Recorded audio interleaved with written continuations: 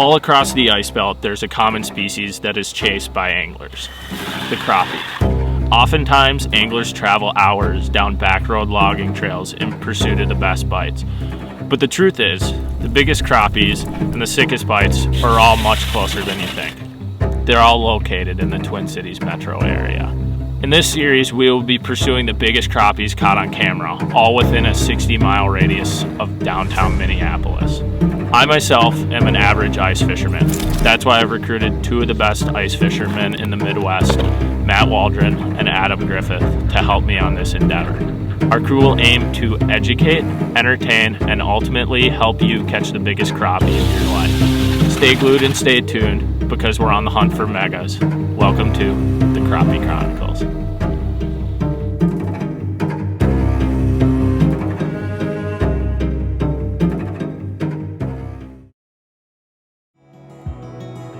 The Crappie Chronicles is presented by Vexilar and filmed in collaboration with Amped Outdoors, Icehole Power, Thorn Brothers, and Clam Outdoors.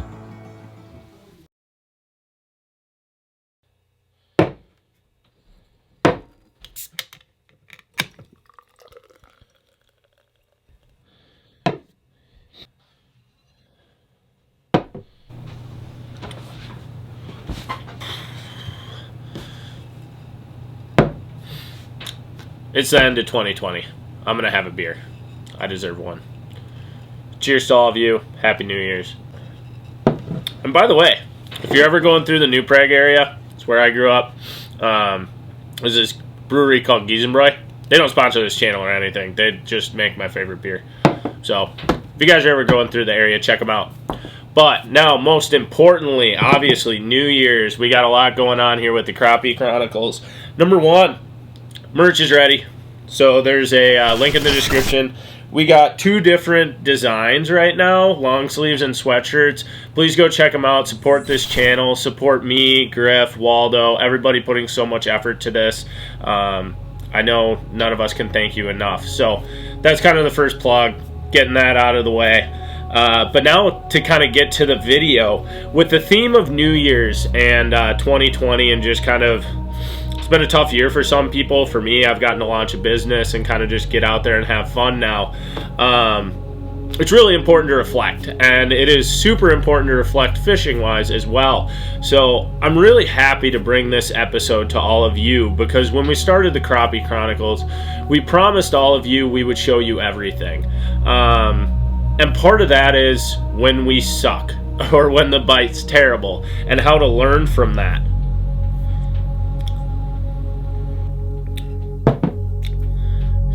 So this video is for all of you people who really like to follow a pattern, really want to learn more about pursuing these giant crappies in the metro, and just the decision-making process that is with it.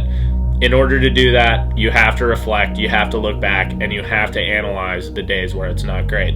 So, without further ado, it is my honor to present you episode number 5 of the Crappie Chronicles. And thank you so much for the support thus far. We're about halfway through, and I cannot wait for the remainder of this series.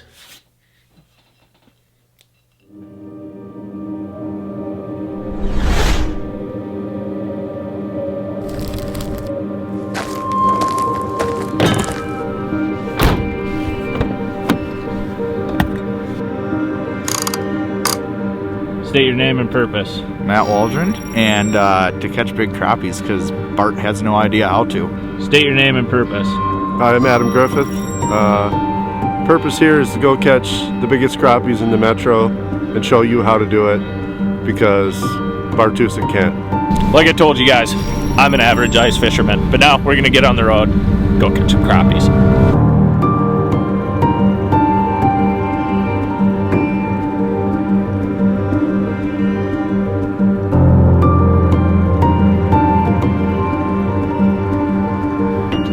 Hey guys, made it to the lake.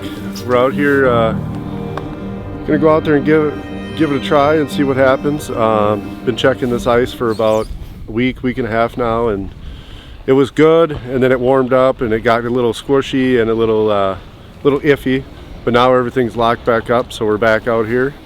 But one thing you want to remember at this time is to make sure you're safe. Wear your float suit if you have one.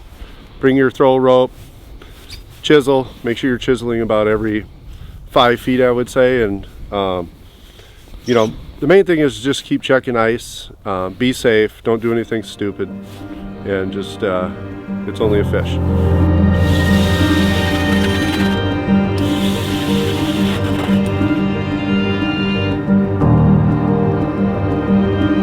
Well, what we're kind of doing right here is we've got just a little basin with sporadic weed clumps, and so we've seen a couple fish roaming around. So I think what we're gonna do is we're gonna start gridding.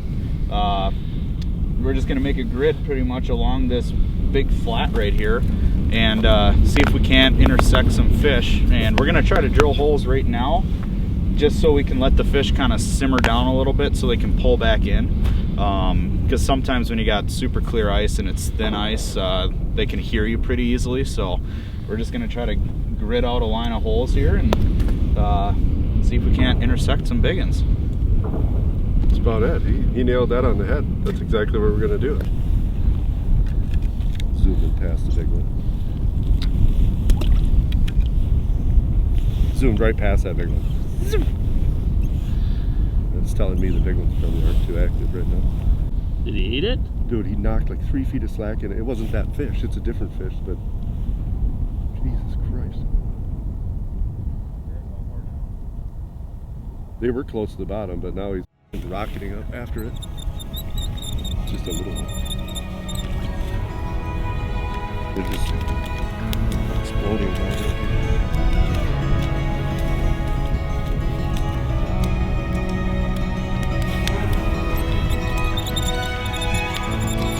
Getting bigger. Well, I just caught those 2 dinks, and usually when you're looking for the giants, they tend to be cannibalistic. They actually will feed on themselves and small sunfish, young of the year basically. But yeah, I think at night, I think these little fish just sit out here and kind of roam around, and the big ones are in the weeds or they're on a specific spot, and then at night they just come out and roam and they just hunt these smaller crappies. You know, this is probably about as big as, this is probably a 19-incher could eat that, 18-incher could eat that pretty easily. Let me see that quick. Oh, sorry. You're good. Keep going. But yeah, so right now we're just trying to, we're gonna try to dial in where the big ones are, and then tonight we'll probably come back to this spot here where we found the small ones, and just wait for the big ones to kind of roll through, use bigger baits, and look for those bigger bites. Oh boy, we got a dink coming in.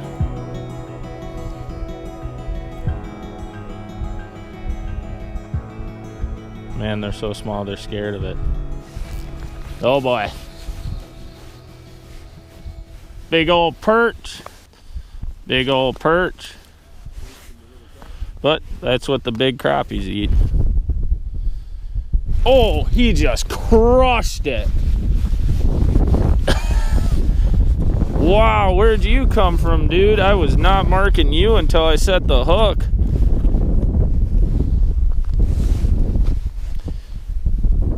Little guy, but he just plowed it. Look at that. That's what we're after, but like 4 times that size. See you, buddy. Well, right now we're kind of in a dilemma. We've been catching a lot of little ones, like I'm talking dinks, and we've also been marking a few larger fish we think that have come up, and they kind of just blow on the bait. They don't really even hit it. They charge, but they don't commit. It's not that last little bit. So right now we're kind of sitting in an inside turn, and there's just sporadic weeds around, and we're thinking if we make a move, we're gonna probably push out to this point that's behind us, because it sticks out a little bit more into the deeper water, which is like 10-12 foot, and it's a good area for them to kind of pull up on. But we're kind of in a pickle because we know that there's fish here. We just gotta hope that a larger one comes through at a certain point. But we also have a high percentage spot we could go to. We're getting close to prime time, so we don't know if we're gonna zig or zag. So I guess we'll let you know in a little bit what we decide. Well, we're making a move. We did a little searching, found a couple schools that were definitely all bigger fish. So now we're gonna go out there and see if we can't catch them. It's getting towards that peak time, so What were we fishing and what are we going to fish now? We were fishing more weeds on the bottom. Now we're gonna fish like a muddy bottom. So maybe they're out there eating bugs or whatever, but they weren't up shallow, so gotta go deeper.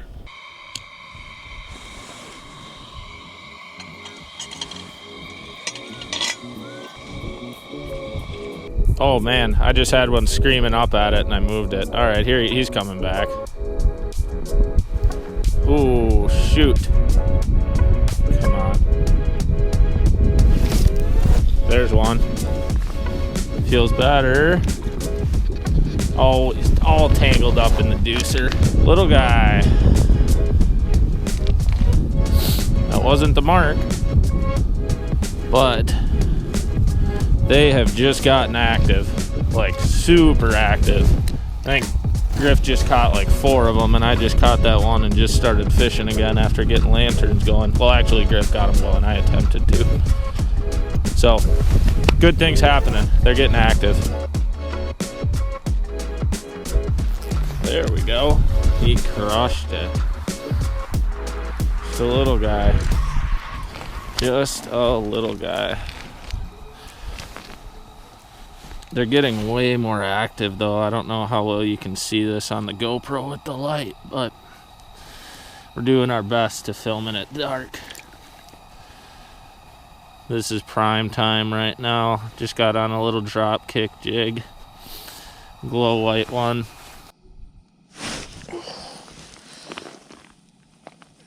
Keep going. Down jig to him, see if he comes back in. And raise it back up.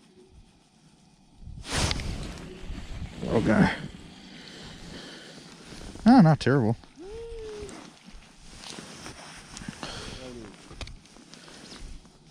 The Crappie Chronicles. A story about catching 9-inch crappie. 8 inches, actually. I was gonna say 9 inches a little generous. Huh? I was gonna say 9 was generous there. There's one. Itty bitty. Again. We are just beating the snot out of these little guys. These are your Metro specials that I think everybody thinks of the Metro for crappies. And hopefully we're going to show you that there's a lot bigger ones around. But you got to kind of wean through these guys. Oh, sorry, dude. Peace. So yeah, obviously day one wasn't optimal, but the biggest thing is don't give up when you're chasing these giant crappies. You don't want to give up on a lake or give up on chasing the fish. Sometimes all you need is a variable change, whether it be the ice was too thin, they could hear you, there was no snow cover, your presentation wasn't right, anything. The biggest thing is change the variables, change the situation, and if you believe there's big crappies in a body of water, go back out there and try again. We've tried lakes dozens of times before we hit it. So now fast forward 2 weeks, let's roll.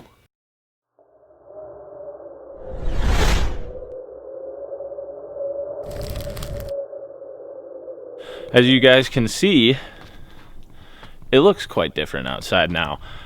Since the last time we saw you, we got a blizzard that came through, got about 6 to 7 inches of snow.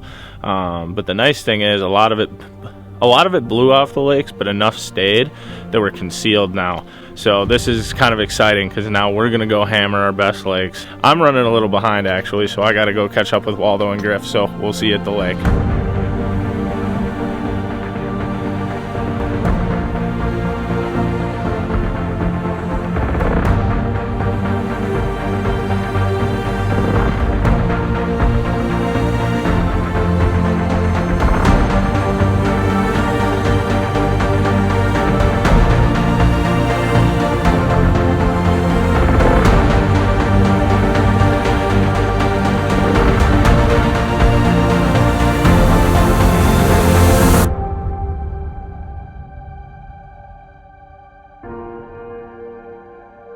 All right, well, it's a new day. What we're going to be using today, we're going to get away from the plastics and tungsten jigs, and we're going to focus just on those larger fish with Big baits. We got us a rip and wrap, bleached flutter spoon, chubby darter, things like the clam blade jig work really good out here. We typically tip it with a minnow or a minnow head. get that profile a little larger, because these fish are actually eating bluegills. They're not really eating little minnows and stuff like that. So, and this is on like every lake in the metro. Yeah. That they do that. Yeah, but this lake is has got more of them in it. So we're going to just target them. We're going to get away from even trying to catch little ones today. We're just going after that upper class fish, and we're going to focus on those with these baits here, and hopefully get a aggressive strike in. Right. We're going to get after it and see what happens here. We're trying to get a reaction just to trigger a bigger one to eat, because those big ones, they eat when they want to eat. So if you can get it to react or get pissed off at something. And on this particular lake, they don't school up. Like, they don't sit in the school of little ones. They just kind of roam around on their own, do what they want to do, because they're giant, so they really don't have any predators. I think they are the predator. So yeah, that's what we're going to use. But we're going to get after here, see what we can do. We already gridded out a stretch of holes, and yeah, it's pretty much right now. We just got to hop around and get lucky we land on top of one, and hopefully we can close the deal when we do. Yep.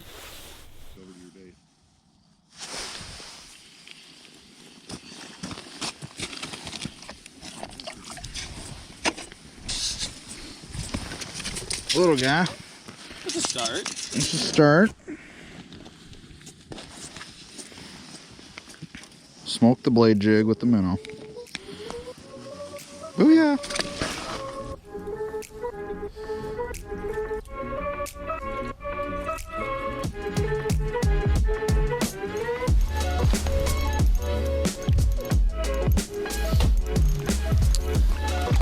Getting better.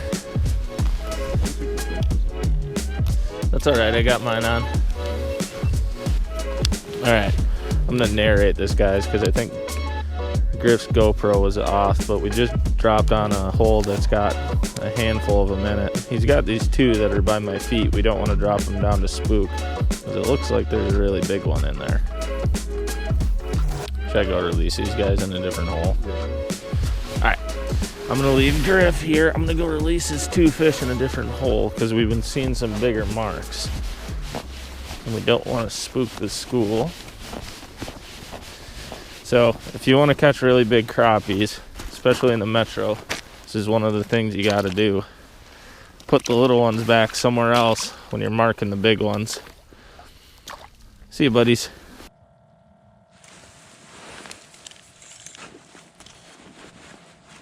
They're getting a little bigger.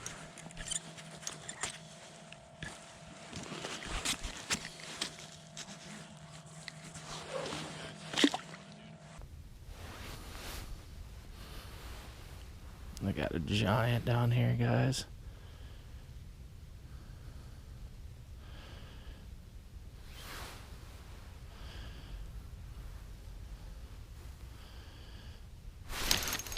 Oh! I just broke him off. That sucks, guys. That was a monster. That was one of the 17 to 19s we were looking for, and he throttled it, and I screwed it up. My drag wasn't loose enough. Set the hook on him, and he took off, and he just broke me immediately. So I just broke off that real big one. Griff and Waldo went to go look on another part of the lake quick, so I'm alone right now, but that fish did exactly what Griff said it was gonna do. It came in, it was like an inch wide mark. I dropped my spoon to it, it loved it. I raised it up to probably 7 feet away from the bottom of the ice, and he just throttled it. And my drag wasn't loose enough, because Griff said out here, they tear drag right away, almost like a pike. And yeah, that sucks. That was probably my personal best crappie. But only thing you can do is tie another one on and get back after it.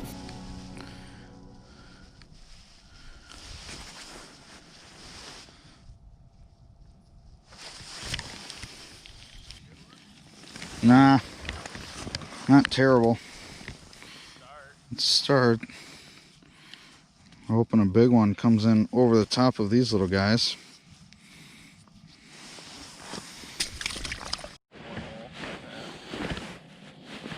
See if I got any minnows left in my pocket. They're gone. I just keep putting them in my pocket.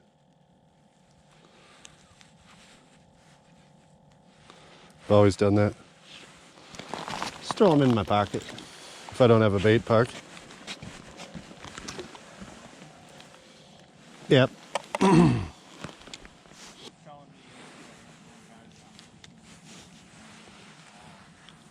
Yeah, there was a guy that I seen out there, like, the 2 times I went out there before the ice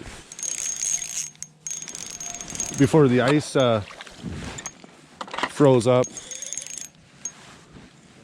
Yeah.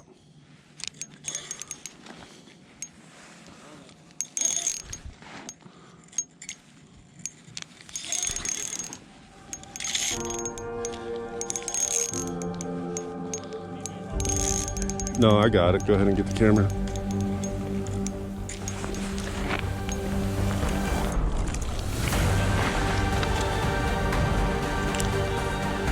Yeah, buddy. 2 3/4. 14 3/4? Yeah, about 15 pretty much. I mean. Well, that's what we came for. 15-inch white.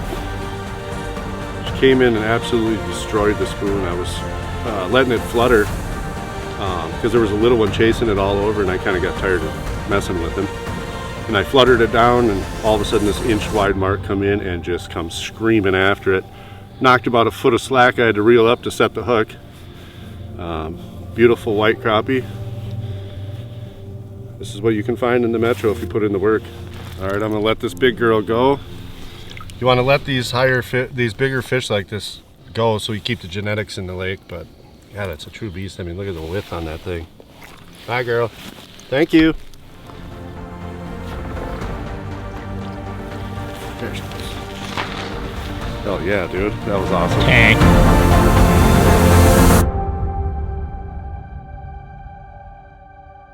And we are off the water.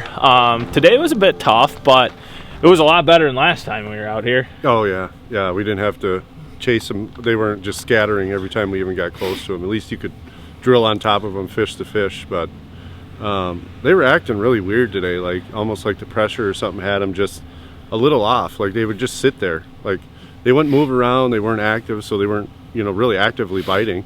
So. Yeah, it seemed like, I know you and I kind of talked about when we had our big ones come in. He caught his big one. I broke mine off. They like crushed it. Yep. But other than that, even the small fish, everything else seemed off. But compared to last time, it was nice to, you guys can see when we were out here the first time, there was 4 inches, glare ice, everything was scared of us, and it was really tough. Compared to we come out here now, and they weren't really scared of us. It's just they didn't really want to eat. Right. Yeah, we drove a wheeler this time. We got snow, so it was a lot better for walking around and, getting up to the hole without spooking everything away. Yeah, so it's nice now. I think we're at what, like 3 or 4 episodes in a row with a 15-inch class fish? Yep. Yeah, so we're really getting after it now, which is really good. I honestly didn't expect we'd be on that type of a roll. So that's going really well, but tomorrow we're going to be back after it in another Metro Lake, so we will see you then.